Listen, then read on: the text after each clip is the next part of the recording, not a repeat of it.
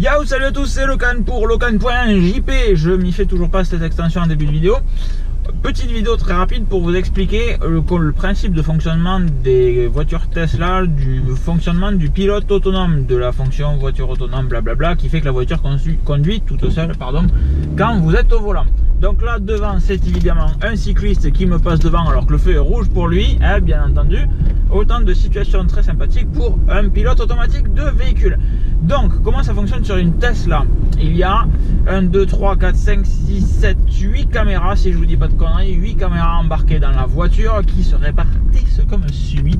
Il y a 3 caméras qui sont dans le rétroviseur. Vous avez sur les rétroviseurs des véhicules un peu connectés des capteurs de pluie, par exemple. Donc au niveau du rétroviseur, ici vous avez 3 caméras qui regardent vers l'avant, une très grand angle, une qui est la caméra principale et une autre qui regarde très loin devant jusqu'à 250 mètres. Alors vous avez peut-être croisé des informations sur la toile comme quoi Tesla n'utilisait pas encore toutes les caméras du hardware 2, HW2, hardware 2. Pourquoi? Parce que c'est la deuxième génération de matériel embarqué dans les voitures Tesla permettant de rouler de manière autonome. Donc les voitures qui sortent depuis début 2016, si je vous dis pas de bêtises, sont toutes équipées de hardware 2, donc des 8 caméras que j'évoque maintenant.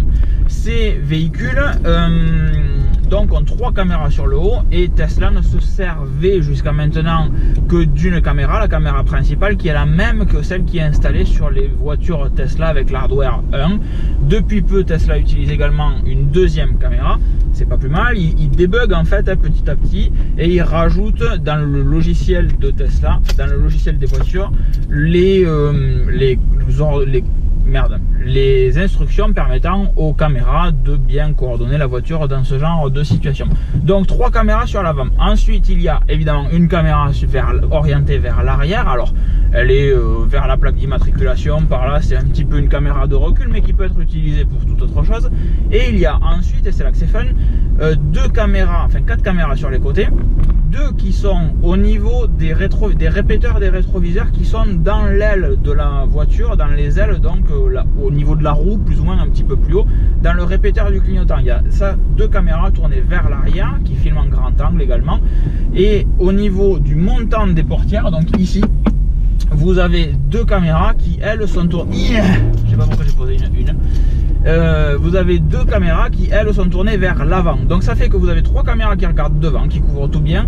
Vous avez 2 caméras grand angle qui regardent légèrement vers l'avant, 2 caméras grand angle qui regardent légèrement vers l'arrière et une caméra arrière qui regarde que vers l'arrière. Aucun angle mort, il y a des sonars tout autour de la voiture pour couvrir tout ça.